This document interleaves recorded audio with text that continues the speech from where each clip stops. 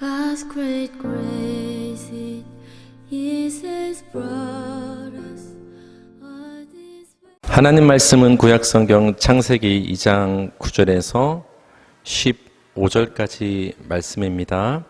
에덴 동산의 의미란 제목으로 하나님 말씀 전하겠습니다. 창세기 1장은 굉장히 큰 그림으로 하나님이 어떻게 천지를 창조하셨는가를 보여주는 큰 그림이에요. 좀 다른 말로 말하면 창조의 파노라마가 실린 장면이 창세기 1장이 됩니다. 그에 비해서 창세기 2장은 조금 작은 그림을 자세히 들여다보는 장면이 나와요. 다른 말로 말하면 클로즈업이라고 할 수 있죠. 하나님이 광대한 우주를 창조하셨는데 그 중에서 하나님께서 인간을 어떻게 창조하셨고 에덴 동산을 어떻게 창조하셨는가를 클로즈업해서 자세히 들여다보는 장면이 바로 창세기 2장의 장면이 됩니다. 그래서 오늘은 인간 창조는 살펴보지 않고 하나님의 에덴 동산을 창조하신 그 의미가 무엇인가를 말씀드리길 원합니다. 오늘날에도 교회를 다니지 않는 분들도 에덴이란 말을 다 알고 있어요. 에덴 동산이란 말을 다 알고 있어요. 그분들이 에덴 동산이란 말을 쓸 때는 보통 어떤 의미로 이 단어를 사용하죠? 굉장히 경치가 아름다울 때 우리는 에덴 동산이란 말을 사람들이 사용을 합니다. 그래서 제가 한번 살펴보니까 저 도봉산을 가면 굉장히 경치가 아름다운데 그 도봉산 등산로 중에서 아름다운 장면 중에 하나를 그 지점을 에덴 동산이라고 그 등산객들은 얘기를 하더라고요. 그래서 얼마나 아름다우면 에덴 동산이라고 말을 할까 제가 인터넷을 검색을 해보니까 정말 제가 에덴 동산을 본 적은 없지만 굉장히 아름다운 경관이더라고요. 굉장히 아름다운. 그래서 사람들은 그것을 보고서 에덴 동산이다 이렇게 부르기도 하더라고요. 또 먹고 살기 좋으면 바로 그 자리가 천국이다, 여기가 낙원이다 이런 말을 사용하지 않습니까? 우리말로 낙원인데 이거를 헬라어로 번역을 하면 파라데이소스예요. 영어로는 파라다이스. 우리 파라다이스 낙원이라고 하잖아요. 그게 원래 파라데이소스란 단어에서 온 것인데 구약은 히브리어로 원래 기록이 되는데 에덴 동산할 때 이 동산은 정원이란 뜻이에요. 정원. 근데 그것이 헬라어로 번역될 때 파라데이소스로 번역이 됐어요. 즉 낙원이란 말로 번역됐어요. 그래서 우리가 에덴 동산하면 단순한 정원을 말하는 것이 아니라 정말 한마디로 지상 낙원, 낙원을 의미하는 단어로 에덴 동산이 믿지 않는 사람들 사이에서도 많이 사용되고 있습니다. 여러분, 하나님께서 천지를 창조하셨다는 사실을 믿으십니까? 저는 믿습니다. 우리 성도라면 하나님께서 말씀으로 엿새 동안 천지를 창조하셨다는 것을 믿게 되는 거예요. 하지만 하나님께서 창조하신 눈에 보이는 물리적인 천지 창조뿐만 아니라 우리는 그 천지 창조 안에 담긴 생명에 관한 이야기, 영적인 의미를 알아야 되는 것처럼 하나님께서 그 옛날 우리가 어디인지는 잘 모르겠어요. 고고학자들이 과연 하나님께서 그 신이 창조한 에덴 동산이 어디에 위치하고 있는가 고고학적으로 탐구를 하지만 정확한 위치를 사실 찾기는 힘들어요. 사실 그 위치가 뭐가 중요하겠어요. 하나님이 그 옛날 이 땅 어딘가에 에덴 동산을 창조하셨다는 것이 역사적 사실임을 우리는 알고 믿으면 되는 거예요. 근데 여러분, 그것보다 더 중요한 것은 하나님께서 에덴 동산을 창조하신 그 창조의 이야기를 왜 성경의 창세기 2장에 기록해 놓았는가? 그 의미가 무엇인가? 에덴 동산의 의미를 아는 것이 더 중요하다는 것을 여러분께 오늘 말씀드리길 원합니다. 우리 창세기 2장 9절 다 같이 한번 읽어볼까요? 시작.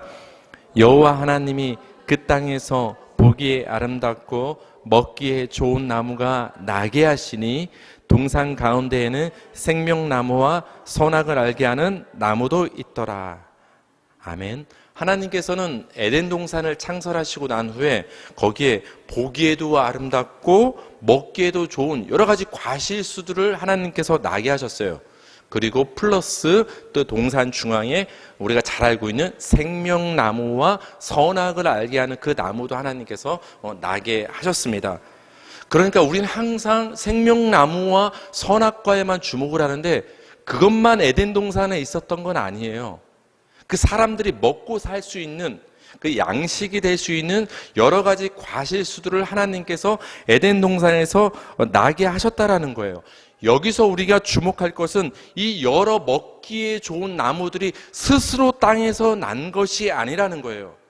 어디서 우연히 그 나무의 씨가 나와서 그 생명의 씨가 돋아난 것이 아니라 하나님이 에덴 동산을 창설하시고 하나님이 창설하신 그 에덴 동산의 땅에서 그 나무들이 과실수들이 나게 하셨다라는 거예요. 그러니까 하나님이 나게 만들었다는 것에 우리는 주목할 필요가 있습니다. 그렇다면 구체적으로 하나님께서 그 에덴 동산의 땅 가운데 그 맛있는 그 생명 과일나무가 어떻게 나게 하셨는가를 오늘 우리가 구체적으로 살펴보길 원합니다. 창세기 2장 10절에서 14절 우리 한번 읽어볼게요. 시작. 강이 에덴에서 흘러나와 동산을 적시고 거기로부터 갈라져 내 근원이 되었으니 첫째 이름은 비손이라. 금이 있는 하윌라 온 땅을 둘렀으며 그 땅의 금은 순금이요 그곳에는 베델리온과 호마노도 있으며 둘째 강의 이름은 기온이라. 구스 온 땅을 둘렀고 셋째 강의 이름은 히데겔이라. 아수르 동쪽으로 흘렀으며 넷째 강은 유브라테더라. 아멘. 여러분 여기서 보면 우리가 에덴 동산과 관련된 4개의 강을 보게 되는데 우리가 지금 현재를 살고 있는 우리 현대인들에게 그래도 익숙한 이름이 하나는 등장을 하는 것 같아요. 유브라테. 나머지는 조금 좀 익숙하지 않은 이름이에요.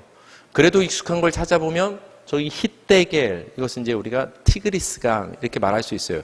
우리가 현대사에서 과거 역사를 공부할 때 티그리스강, 유프라테스강, 오늘날의 저기 사우디 옆에 이라크 그 지역의 메소포타미아 지역에 흐르는 강이라 우린 보통 요즘 아이들도 배우고 있단 말이에요. 근데 비송강이라든지 기온강은 굉장히 잘 등장하지 않는 강이에요. 어쨌든 4가지 강이 지금 에덴 동산과 연관돼서 등장을 하는데 이렇게 설명을 해주고 있습니다. 강이 에덴에서 흘러나와 동산을 적시고 그리고 이 동산으로부터 네 갈래로 갈라지는데 그 강이 비손이고 기온이고 히데겔이고 유브라테다. 하나하나의 강을 또 설명을 해줍니다. 비손은 어떤 땅을 굽이쳐서 둘러서 흐르는데 하윌라 땅을 옆으로 둘러서 흐르는 강이 비손강이다. 근데 그 하윌라 땅은 금이 풍부한 곳이다. 순금이 나는 땅이다. 그리고 그곳에는 베델리온과 호마노가 있다. 베델리움에 대해서는 여러 가지 해석이 있는데 그냥 진주라고 생각을 하면 돼요. 호마노는 뭐예요? 오릭스. 한마디로 이 하윌라 땅은 굉장히 좋은 보석들이 나는 땅이에요. 거기를 지금 비손강이 이렇게 흐르고 있다는 것을 지금 설명을 해줘요. 그 다음에 이제 둘째 강은 기온인데 구스 온 땅을 둘러서 흐른다.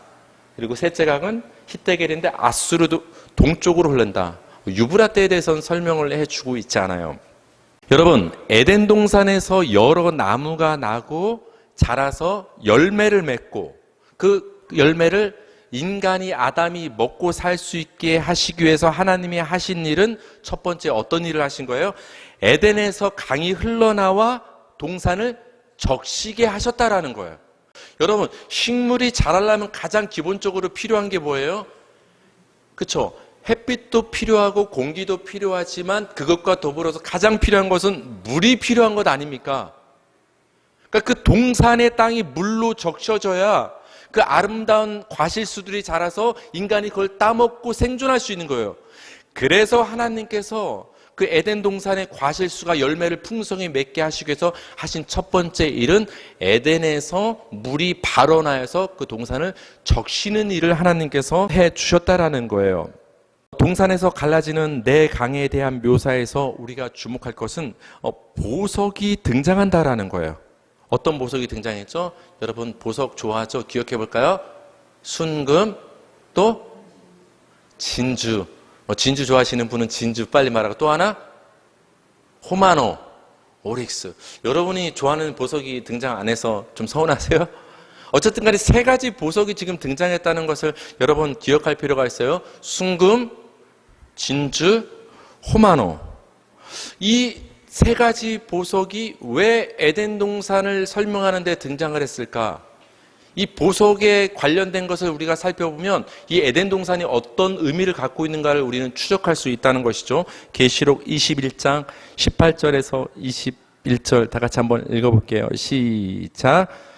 그 성곽은 벽옥으로 쌓였고 그 성은 정금인데 맑은 유리 같더라. 그 성의 성곽의 기초석은 각색 보석으로 꾸몄는데 첫째 기초석은 벽옥이요, 둘째는 남보석이요, 셋째는 옥수요, 넷째는 녹보석이요, 다섯째는 홍만호요, 12째는 자수정이라.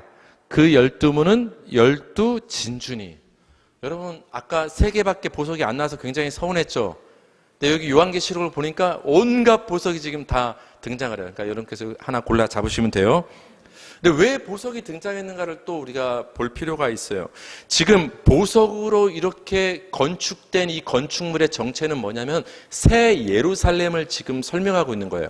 새 예루살렘은 어디에 딱 등장을 하냐면 새 하늘과 새 땅에 들어선 것이 새 예루살렘이에요. 근데 그 새 예루살렘은 예사롭지 않아요. 왜? 이런 온갖 보석으로 만들어진 건축물이 바로 새 예루살렘이기 때문에 그래요. 근데 여러분, 새 예루살렘에 등장하는 보석 중에서 우리가 주목할 거 있어요. 바로 에덴 동산에 등장했던 보석과 똑같은 보석이 있어요. 정금, 순금 등장했었죠. 그리고 홍만호, 다 똑같진 않지만, 그리고 마지막 진주. 에덴에 등장했던 보석이 바로 성경의 끄트머리에 가서 다시 한번 새 예루살렘의 모습을 설명할 때 등장하는 거예요. 여기서 여러분 우리는 연결시켜야 되는 거예요. 창세기 첫 장에 성경에 처음 기록된 에덴 동산과 성경의 끄트머리에 등장하는 새 예루살렘이 연결되고 있구나를 우리는 이 보석을 모티브로 해서 우리는 생각해 볼 수가 있습니다. 그렇다면 이 새 예루살렘은 무엇을 가리킬까요? 보통 사람들은 그렇게 얘기해요. 새하늘과 새 땅이 이 땅에 임하면 새 예루살렘이 이 땅에 세워진다. 거기에 성도들이 다 들어가게 된다. 어떤 건축물로만 새 예루살렘을 생각하는데 요한계시록을 자세히 읽어보면 이 새 예루살렘이 상징하는 바가 있어요. 굉장히 중요한 의미가 있다는 거예요. 계시록 21장 2절 다 같이 시작. 또 내가 봄에 거룩한 성 새 예루살렘이 하나님께로부터 하늘에서 내려오니 그 준비한 것이 신부가 남편을 위하여 단장한 것 같더라. 그러니까 새하늘과 새 땅에 있는 새 예루살렘은 사람이 지은 성전이 아니라 하나님으로부터 하늘에서 내려와서 새 하늘과 새 땅에 존재하게 되는 거예요. 근데 그 모습을 바라보니까 어떤 모습과 같다는 거예요? 그 준비한 것이, 이 말은 뭐냐? 쉽게 말하면 그 치장한 것이, 그 단장한 것이, 그 보석으로 꾸민 모습이 마치 신부가 남편을 위하여 단장한 모습과 같다. 그러니까 그 환상을 지금 어떻게 설명을 하고 있냐?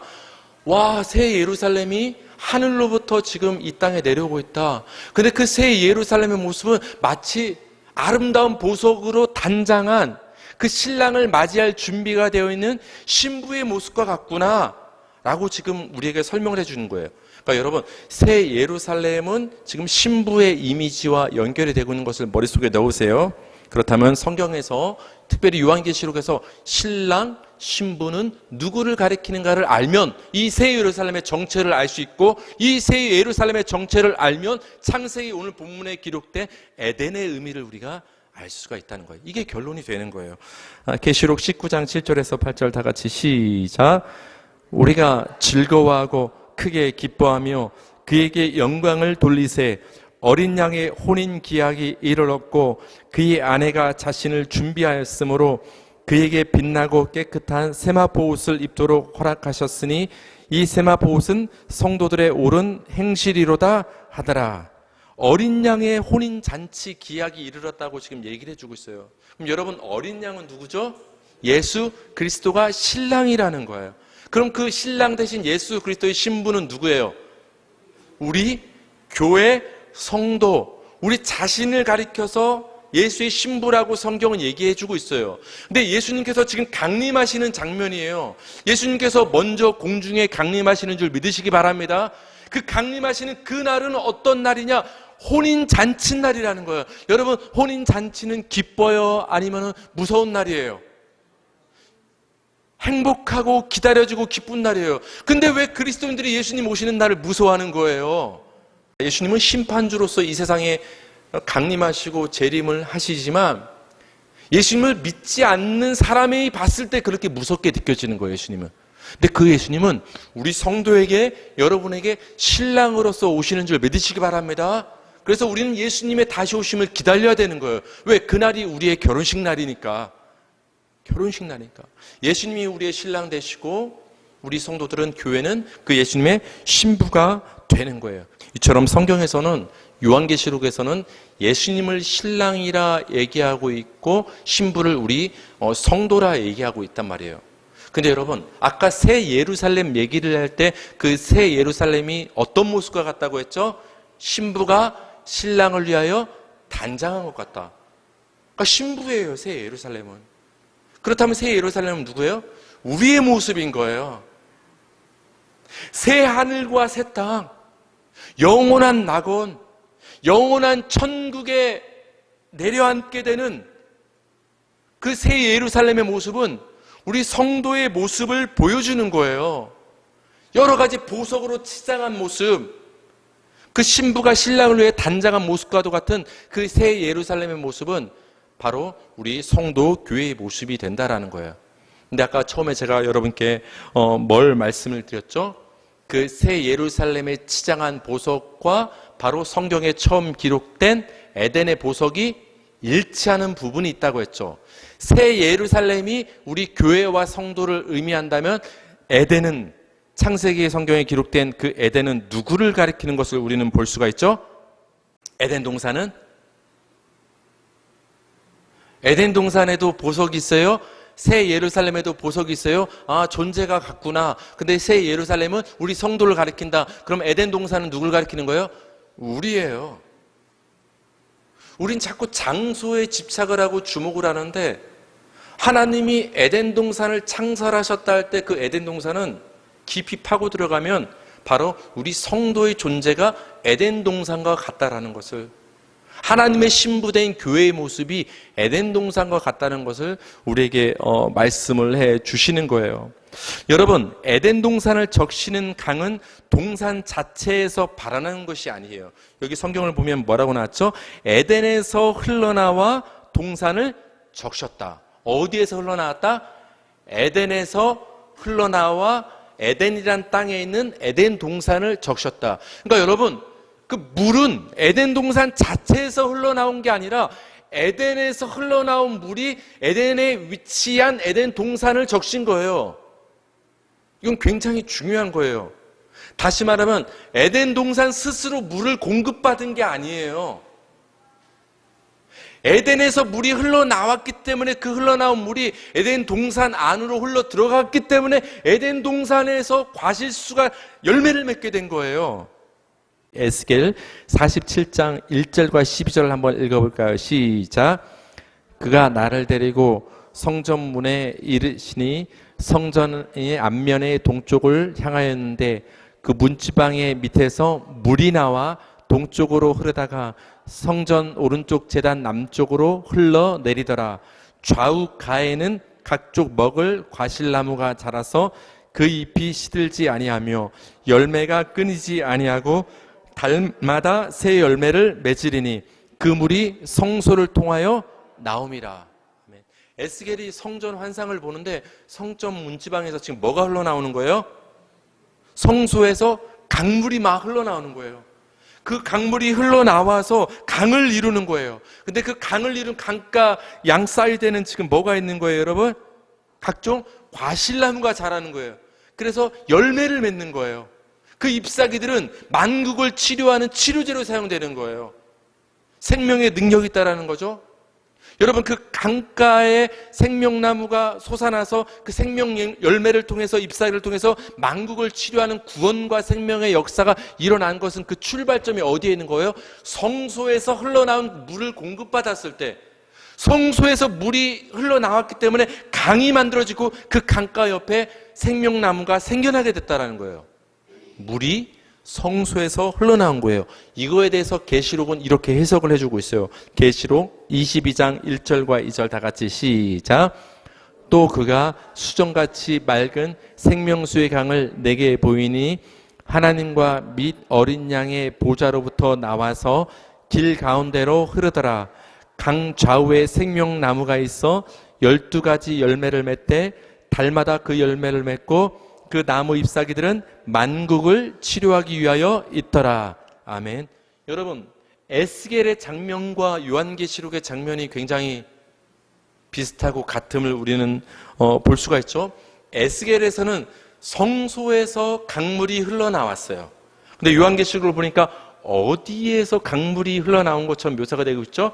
생명수의 강을 내게 보여주셨는데 그 강이 하나님과 어린 양의 보좌로부터, 그러니까 성소에서 강물이 흘러나온다는 것은 하나님으로부터 강물이 흘러나왔다라는 거예요. 어린 양의 예수의 보좌로부터 강물이 흘러나왔다는 거예요. 여러분, 생명의 불은 하나님과 예수님으로부터만 흘러나오는 줄 믿으시기 바랍니다. 근데 여러분, 오늘 창세기 성경을 보니까 에덴에서 보니까 어디에서 물이 흘러나왔어요? 에덴으로부터 물이 흘러나와 에덴 동산의 땅을 적셨다. 그럼 여러분, 에덴은 어디를 가리키는 거예요? 그 물이 흘러나온 에덴은 하나님의 보좌를 말하는 거예요. 하나님을 의미하는 거예요. 하나님이 계신 곳, 하나님의 생명의 보좌, 그 에덴으로부터, 그 에덴이란 땅에 만들어진 그 일부의 에덴 동산으로 그 물이 흘러 들어가서 에덴 동산에서 과실수들이 생겨나는 거예요. 이 모습은 에스겔의 환상과 일치하고 요한계시록의 환상과 일치하는 거예요. 그러니까 여러분, 성경은 여러 가지 얘기를 하는 것이 아니라 계속 같은 이야기를 창세기부터 요한계시록까지 하고 있는 거예요. 어떤 얘기를 하고 있는 거예요? 잘 봐라. 생명의 근원이 되는 생수는 하나님의 보좌로부터만 흘러나온다. 생명의 근원이 되는 생수는 예수님의 보좌로부터 흘러나온다. 그 생수가 땅을 적실 때만 그 땅에서 생명의 나무가 결실을 맺을 수가 있다라는 것을 창세기의 에덴의 모습을 통해서, 에덴 동산의 모습을 통해서, 에스겔의 환상을 통해서, 그리고 성경 마지막에 새하늘과 새 땅의 그 모습을 통해서 우리에게 계속해서 성경은 말씀을 해주고 있는 거예요. 에덴 동산에서 여러 나무가 나고 자라서 열매를 맺게 하기 위해서 하나님께서 하신 첫 번째 일은 뭐라고 말씀을 드렸죠? 바로 에덴에서 하나님으로부터 물이 흘러나와서 그 땅을 적시게 하신 일을 하나님께서 하신 거예요. 그 다음에 두 번째로 하나님께서 하신 일이 무엇인가? 창세기 2장 15절 다 같이 시작. 여호와 하나님이 그 사람을 이끌어 에덴 동산에 두어 그것을 경작하며 지키게 하시고. 아멘. 갑자기 사람 이야기가 나옵니다. 여러분, 그 사람이 누구예요? 그냥 사람이라고 하지 않고 그 사람 이렇게 했단 말이에요. 그냥 길이 아니라 그 길인 것처럼. 여러분, 그 자는 굉장히 중요합니다. 그를 안 붙이면 여러 개를 말할 수밖에 없어요. 진리는 그것 하나밖에 없거든요. 그 사람, 아담을 하나님께서 이끌어서 에덴 동산에 이제 놓고서 어떤 사명을 주시냐? 그것을, 에덴 동산을, 그 땅을 경작하며 지키는 사명을 주십니다. 여러분, 이것은 그 옛날 있었던 분명한 역사적인 사실이에요. 그러나 여러분, 성경에 등장하는 이 아담은 최초의 인간을 의미하는 동시에 예수님을 상징하는 것이 아담이에요. 그래서 예수님은 이 땅에 몇 번째 아담으로 오신 것이죠? 두 번째 아담으로 오신 거예요. 그러니까 우리가 창세기 성경을 읽을 땐 그 옛날 하나님이 처음으로 창조하셨던 인간의 모습이 이랬구나, 그것을 보는 것과 더불어 그 창세기에 등장하는 아담의 모습을 통해서 예수님의 모습을 볼 필요가 있는 거예요. 특별히 창세기 2장 15절에 등장하는, 여기에 등장하는 그 사람은 예수님을 상징하는 거예요. 예수님을. 아까 여러분, 에덴 동산의 그 땅은 누굴 가리킨다고 했죠? 그 땅은 우리를 가리켜요. 성경에서 계속해서 땅은 우리 성도를 가리키는 거예요. 근데 우리라는 땅, 우리라는 에덴 동산이라는 그 땅에 지금 누구를 이끌어서 그 땅에 두시는 거예요? 그 사람. 그 사람이 누구라는 거예요? 예수님. 하나님이 그 사람 예수님을 이끌어서 에덴 동산이라는 나라는 땅에 지금 두시는 장면이 지금 창세기에 기록되어 있는 거예요. 뭐 하시라고? 경작하라고. 농사 지으라고. 근데 여러분, 그 옛날 아담이 뭐 경작하니까 땅을 이렇게 메고 돌을 골라내고 경작을 뭐 했을 수도 있겠죠. 그러나 이 경작했다는 의미에는 예수님께서 나라는 땅을 경작했다는 의미가 있는 거예요. 이 경작했다는 단어에는 굉장히 중요한 의미가 있는데 그 의미는 뭐냐? 섬기다라는 의미가 이 단어 안에는 들어있어요. 경작하다, 섬기다. 여러분 그러면 이 의미가 이해가 되죠? 여호와 하나님이 그 사람을 이끌어 에덴 동산에 두어 그것을 섬기며 지키게 하시고 하나님께서 그 사람이신 예수님을 나라는 땅, 나라는 에덴 동산에 예수님을 보내심으로 예수님께서 나를 섬겨주셨다는 이야기를 지금 창세기 성경에 기록하고 있는 거예요. 여러분 그렇다면 예수님께서 어디에서 우리를 섬겨주셨죠? 십자가에서 예수님이 섬겨주셨잖아요. 그것을 성경에서는 계속해서 예언하고 있어요. 이사야 42장 1절 다 같이 시작. 내가 붙드는 나의 종, 내 마음에 기뻐하는 자, 곧 내가 택한 사람을 보라. 내가 나의 영을 그에게 주었은즉 그가 이방의 정의를 베풀리라. 하나님께서 택하신 종을 예언하고 있는데 이 이사야 성경에 예언된 이 종은 누굴 가리키죠? 하나님의 종 예수 그리스도를 가리키는 거예요. 이사야 53장 11절 시작. 그가 자기 영혼에 수고한 것을 보고 만족하게 여길 것이라. 나의 의로운 종이 자기 지식으로 많은 사람을 의롭게 하며 또 그들의 죄악을 친히 담당하리로다. 우리의 죄악을 담당하셨다. 누구예요? 예수 그리스도. 그러니까 예수님은 이 땅에 종으로서 오신 거예요. 여러분 주인이 섬겨요? 종이 섬겨요? 종이 섬기잖아요. 그래서 예수님은 이렇게 말씀하신 거예요. 마가복음 10장 45절을 보니까 인자가 온 것은 섬김을 받으려 함이 아니라 도리어 섬기려 하고 자기 목숨을 많은 사람의 대속물로 주려 함이라. 이사야 성경의 말씀대로 나는 이 땅에 왔다고 말씀하시는 거예요. 그러니까 나는 종으로서 섬기러 왔다는 거예요.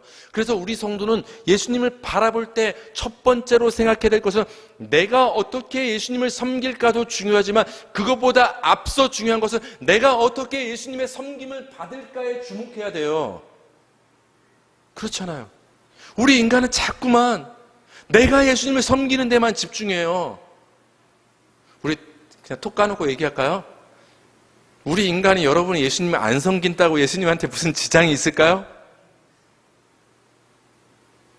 지장은 사실은 없거든요. 그렇잖아요. 하나님이신 예수님이 우리 인간의 뭐 그 섬김 없다고 무슨 문제가 있겠어요. 더 중요한 것은 예수님이 여러분에게 바라는 것은 너희가 나를 섬기는 것도 굉장히 중요하다. 근데 너희가 지금 잊고 있는 것이 있다. 왜 나의 십자가 섬김을 받는 데는 왜 이렇게 관심이 없느냐? 내가 너희를 섬기러 왔는데, 내가 너희에게 봉사해 주러 왔는데 왜 나의 십자가에 주목을 하지 않느냐? 왜 십자가만을 꽉 붙잡지 않고 너희들의 행위와 섬김에만 집중을 하느냐? 예수님이 안타까워할 수 있는 거예요. 여러분, 예수님은 여러분을 섬기러 종으로 오신 줄 믿으시기 바랍니다. 그 모습을 에덴 동산에 나온 모습을 통해서 우리에게 말씀하신 거예요. 하나님께서 에덴 동산에 그 사람이신 아담이신 예수님을 두어 에덴 동산된 여러분을 경작하게 섬기게 하신 거예요. 그러니까 예수님이 우리를 섬기는 모습은 창세기 2장부터 등장을 하고 있는 거예요. 성경 어디에나 예수님은 등장을 합니다. 하나님께서 에덴 동산에 동산을 지으시고 에덴에서 흘러나온 강이 동산을 적셔서 나무들이 나고 자라서 열매를 맺고 또 동산에 사람을 두어 경작하고 지키게 하신 그 모습은 그 옛날 역사적인 사실을 넘어서 하나님께서 예수님의 십자가 종사역을 통해서 하나님의 땅된, 하나님의 에덴 동산된 여러분을 경작하시는, 여러분을 섬겨주시는 그 구원의 장면이 담겨 있는 것입니다. 에덴 동산에 나타난 이 구원의 큰 그림에서 중요한 것은 하나님으로부터 물이 나와서 강을 적셨다는 것이고, 그 사람 예수님이 그 땅을 경작해 주셨다는 거예요. 하나님이 적셔주시고 예수님이 섬겨주신 거예요. 누가 다 하신 거예요? 하나님이 생명에 관한 모든 일을 하신다라는 것을 에덴 동산의 모습을 통해서 우리에게 말씀해 주시는 거예요. 모든 것이 하나님의 은혜요, 예수님의 공로임을 에덴 동산은 우리에게 의미를 주고 있는 것입니다. 또한 여러분, 에덴 동산은 이 세상의 어떤 곳에 낙원이 있는 것이 아님을 우리에게 말해주는 거예요. 여러분, 경치가 아름다운 곳이 낙원이 아니라, 모든 먹고 살 것이 준비된 곳이 낙원이 아니라, 내 안에 하나님의 생명의 강물이 흘러넘치고 내 안에서 예수가 나를 경작해 주시는 그 예수의 섬김이 내 안에 역사하고 있다면, 나라는 땅, 내 인생 자체가 뭐가 된다는 거예요? 내가 낙원이 되는 거예요. 여러분, 낙원은 딴 곳에 있는 것이 아니에요. 여러분이 낙원인 줄 믿으시기 바랍니다. 여러분이 에덴 동산이 되는 거예요. 왜? 여러분 안에서 성령의 생수의 강이 흘러넘치고 여러분 안에서 예수님이 역사하고 계시기 때문입니다.